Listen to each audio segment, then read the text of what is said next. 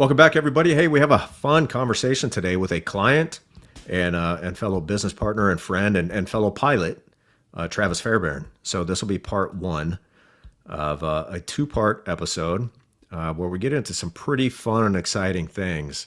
And I would tell everybody, after you listen to this, go back and listen to episode 194 because we actually show on a whiteboard exactly what Travis is explaining in this episode. So, Paul, what did you think about this episode? Yeah, I enjoyed it. It's always good to see Travis. We talked about how he discovered IBC and a couple of other things, and how I actually met him in person. We had like a 3-hour breakfast last year? I think it was at the beginning in January. So yeah, it was in January. We talk about that a little bit in this episode. Yeah, we talk about that. Just an overall great guy. Young dude, relatively young compared to us, but just creative and really a thinker, an IBC thinker. Yeah. And that's kind of the guest we want to bring. Yep, you guys will enjoy this one. Hey, I'm Dave. And I'm Paul. And this is the Wealth Warehouse Podcast.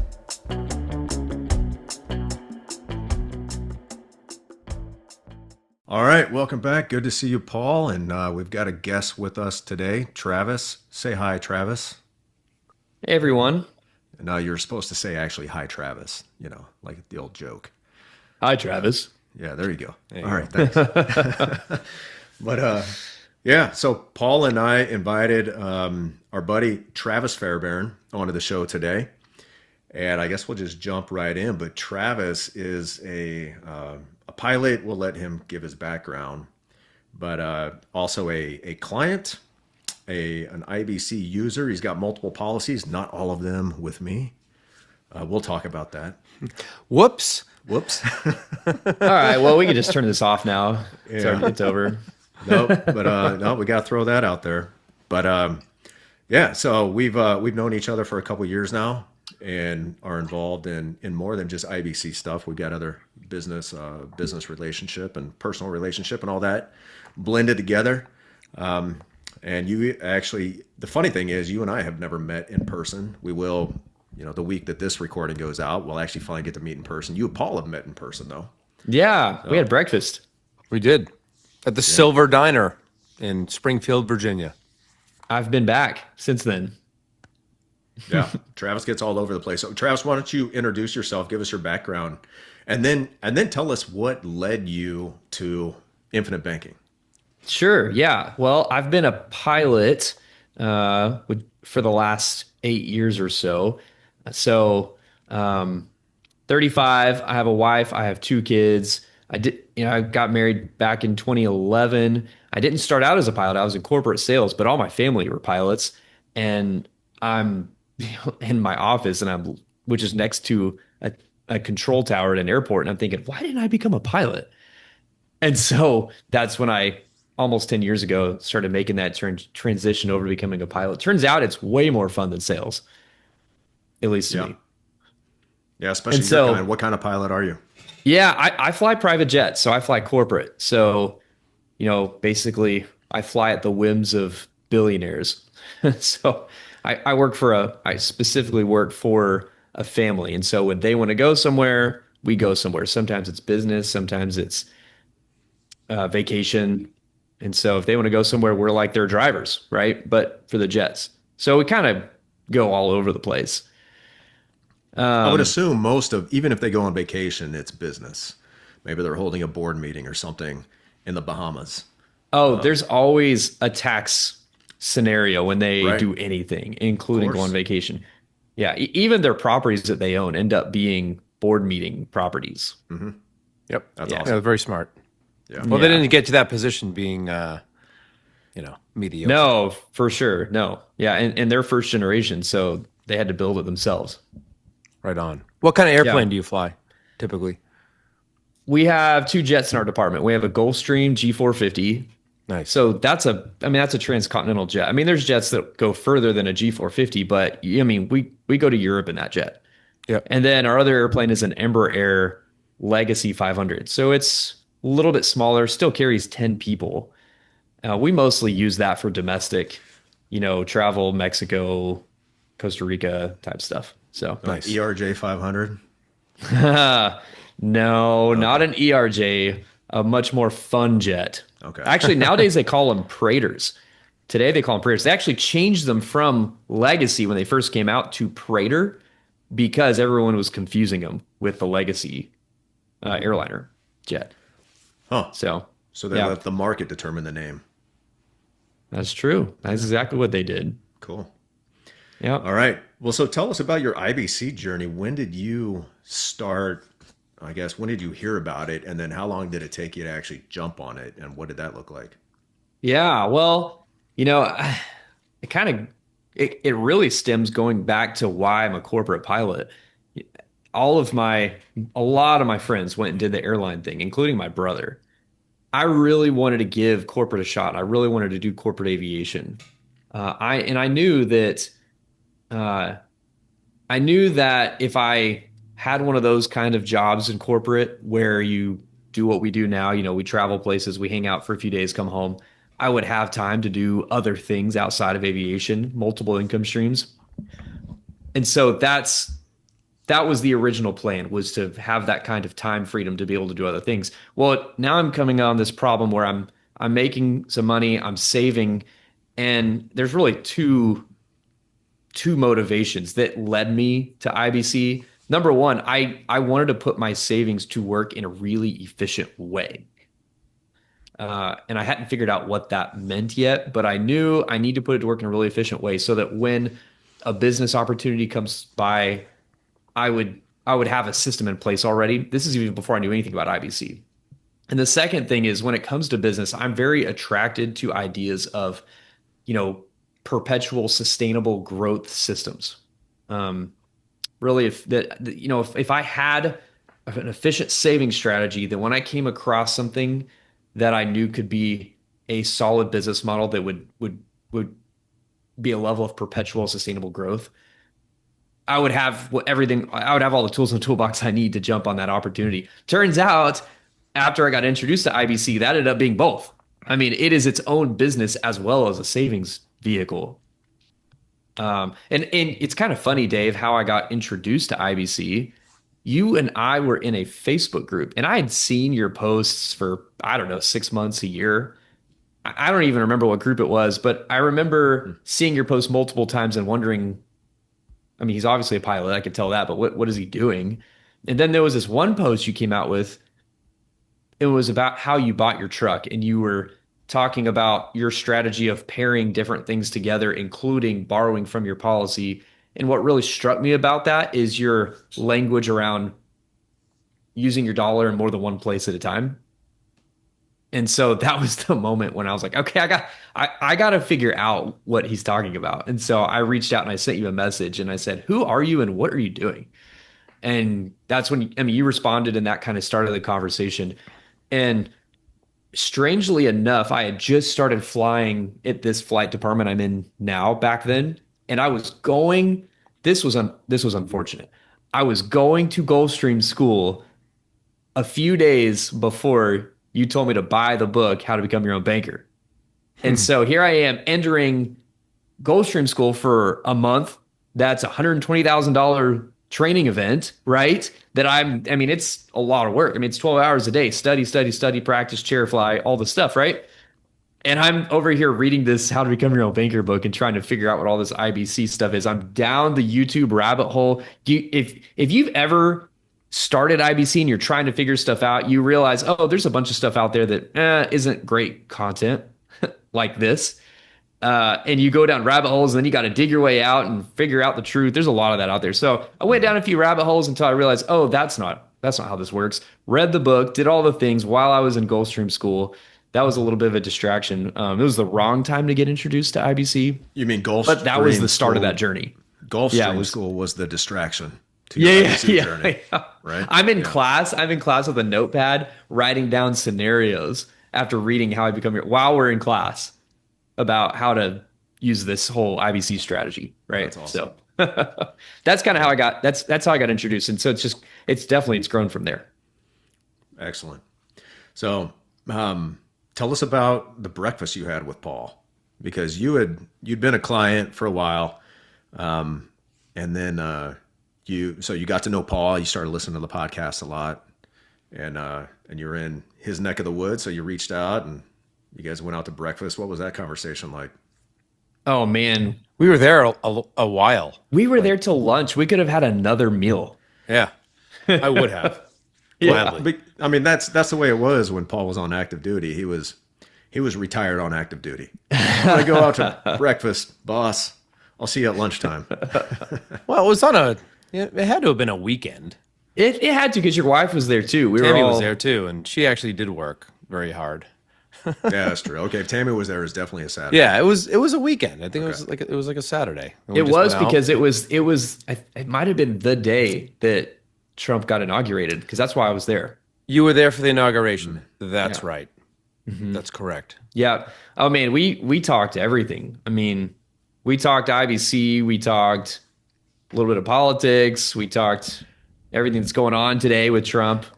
Yeah, So- and I I interrogated Travis on why he went to somebody else for a different policy instead of going back to Dave, and read him the because he got riot his act. first policy with me, and then he heard about this program, and he's like, "Oh, I guess I got to go get a policy with this guy to learn more about what he does, To get coached. to get coached by him, and learn that." And then, Oh, was that the snowball? That was the snowball strategy. Not directly, but related to Related? We're income stacking. Let's use income stacking. Yeah. Yeah. So we'll get to that. Sorry. But as I like to say, they always come back. So especially after that conversation with Paul, what did Paul tell you? Oh man, what didn't Paul tell me after that conversation? I'd say this. I think I told I told Travis, like, hey, Dave's the man.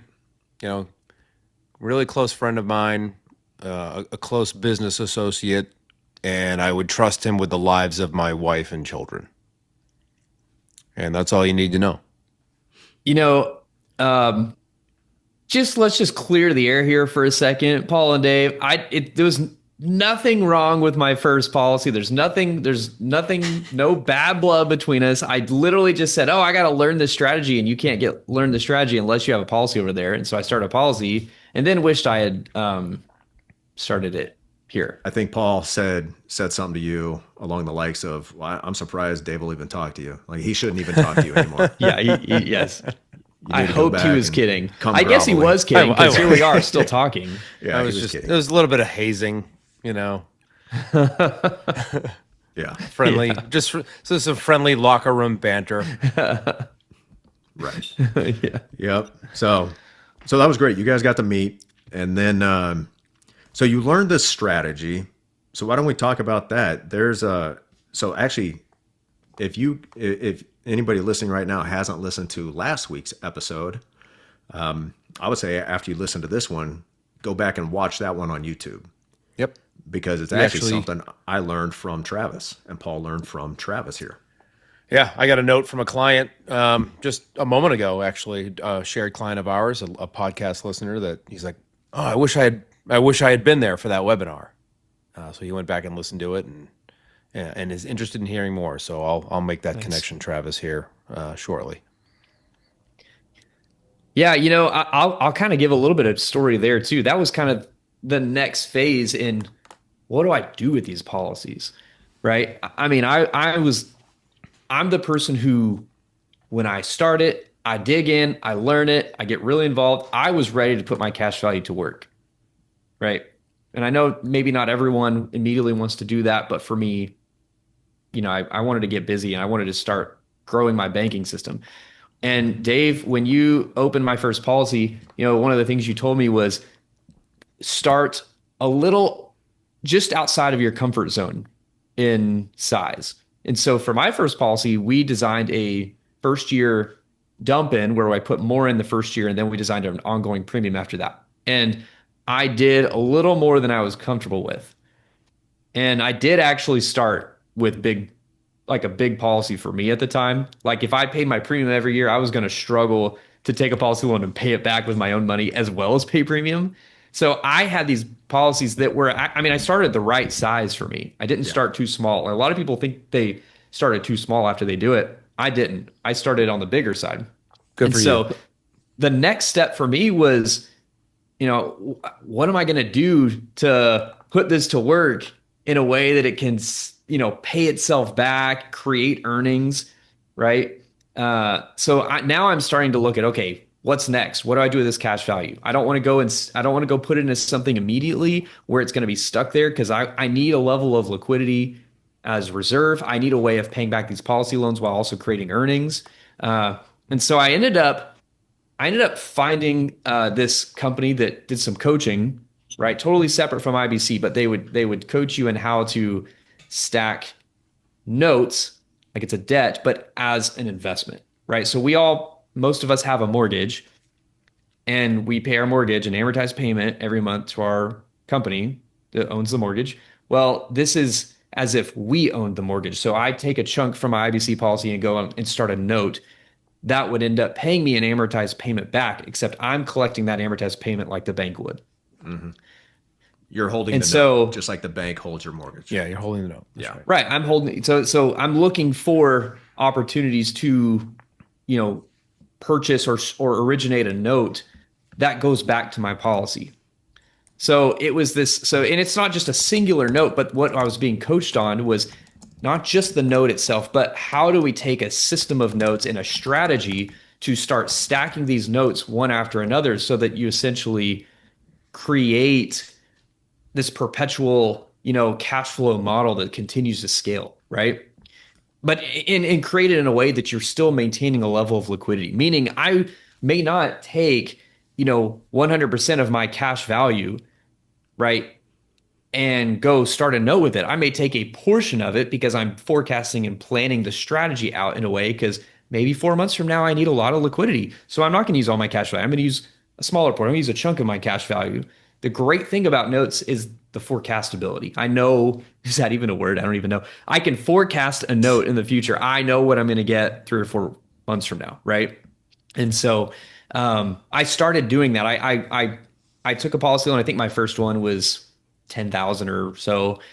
I planned it out because I knew with my own savings rate, and I treat my policies like a savings account. Like if I have a policy loan, every extra dollar I have goes in the policy loan. Like I store money there. Yeah. I'm going to make more saving on, rather than sticking in a high yield savings account, it's way more valuable sitting in the policy against a policy loan. So yeah, so I took 10,000 out. I knew my savings rate and I knew what I was going to get from that note because I can forecast it. And I knew if I took $10,000 out and I used the payment from that $10,000, which was about $210 a month, I could take that 210, pay back the policy loan plus my savings, and I could have that sucker paid off in 4.5 months, right? So now I put this chunk to work. I still have 4 months later, I have full liquidity again in my policies, but I still have 4.5 years because this was a 5-year note. So I still have 4.5 years of payments left on this that I've already, the cost basis to borrowing from the policy to start it, I've already covered that. That's already been zeroed out. So this is just cash flow coming into my system. So at that point, I would simply repeat the process again. I would take another 10,000 out. Now I have double the note cash flow plus my savings rate, which means this time I paid it down in less than 4.5 months, maybe 4.1 months. I have higher cash flow. And so what ends up happening is over time is you just start stacking these notes one after another. And for me, I finance every major purchase through my policies. Okay, so anything major that I'm going to finance, I do it through my policies. So if I have a big purchase, let's say my wife wants to put a $15,000 patio in, right? And hypothetically, if my savings rate is $2,000 a month, it's going to take 7 months or so to pay for that if I'm paying it off with my own savings rate, right? But if I have constantly build this system up, let's say I have $2,000 that I save every month, but I have another $3,000 of note cash flow coming back. Well, it's only going to cost me $2,000 a month to do this. $3,000 is from previous notes I've created. It's only going to take me 3 months to pay that $15,000 policy loan back, right? I really think of this note stacking system as just an extension of my savings plan because it takes me 5-10 minutes a month to manage. It's always in this perpetual thing. I'm always saving in this way. And I said I finance my major purchases. I finance my premiums with my policy. I personally, just personal choice, I pay annual premium. I don't pay monthly, I pay annual. And I finance it from a policy loan because my savings that I am saving up for my next year's premium, it's getting injected into my note cash flow system because I earn far more injecting it into that system than sticking it in a high yield savings account, right? So I inject even my premium savings for the year. It gets injected into this system, into my policies. It grows the whole system. And when it's time to pay premium the next year, I've already forecasted out when I need to have those policies, liquidity in those policies so that I can take a policy loan, pay my full premium, and then use the next 3 months or so to use my system, my savings, plus all the notes I've built up from the past couple of years. I just funnel all of it against that policy loan and pay it off in a few months. And then I get back to stacking notes again. And by the way, Paul, that first policy is percentage-wise of my income at that time was somewhere 25 to 30%. Yeah, I'm glad. Yeah, You so topped that's it off. amazing. You maxed it out. Yeah. Yeah, that's probably the upper limit at, when someone has a relatively normal income, normal to high income that an underwriter will approve. So good on you. I mean, that's, I've talked about it before. I've got clients that might make, $500,000 and their premiums are relatively meager. So as a percentage of their income. So you maxed out basically your capability with the insurance company, nearly like 30%. Of your income. How quickly thereafter did you get a second policy? Well, my income jumped quite a bit over those next few years. Okay. So But that you didn't same wait a policy, few years to get another policy. No, I got a policy a year later. That one was $5,000 less than the first one I got. So my first one was 25,000. The next one was 20,000. So my premium's 45,000 a year. I didn't wait very long but I had an income jump, and that's the main reason I did it. Yeah.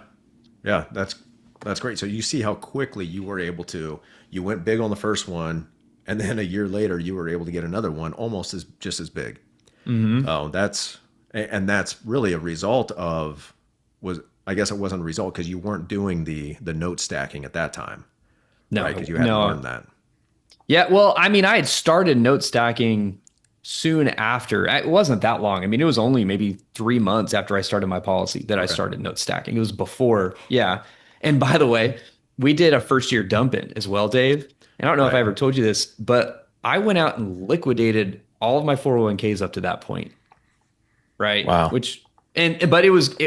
I was in a unique situation. It was very favorable for me. And the reason I did it was I would have kept funding my 401k, but the custodian company refused to let me take a loan against it. Yeah. Right? My brother can take a loan against his, but my custodian won't. And that just irked me so much that I'm putting this money in with my employer and I can't even borrow against it.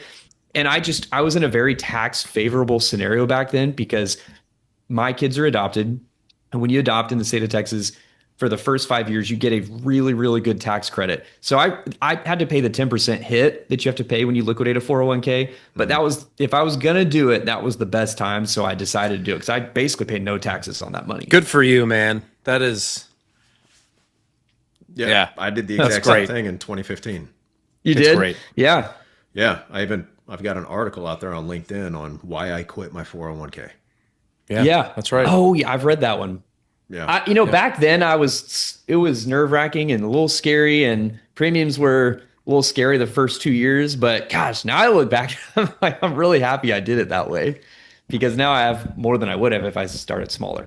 Yeah. And you realized even way back then, and, you've obviously evolved in your IBC knowledge and knowledge of, stacking notes, that 401k isn't money. It's just paper value. It's a value on paper. If you can't spend it, it's not money.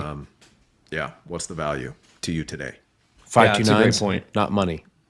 Right. None of those things are money. Good for you, man. Hey, hope everybody enjoyed this part one of a two-part series with our guest, Travis Fairbairn. We'll be back next week with the other half, so stay tuned. Until then, control your capital. Or somebody else will. Hey, thanks for listening, everybody. If you'd like to have a conversation with us to see how you can become your own banker, or if you have any questions or topics you'd like us to tackle on a future episode, please send us an email to davidandpaul@theibcguys.com. And subscribe and leave us a review if you're on Apple. Follow and leave us a 5-star review if you're on Spotify. And please share this with your friends. We'll see you next week.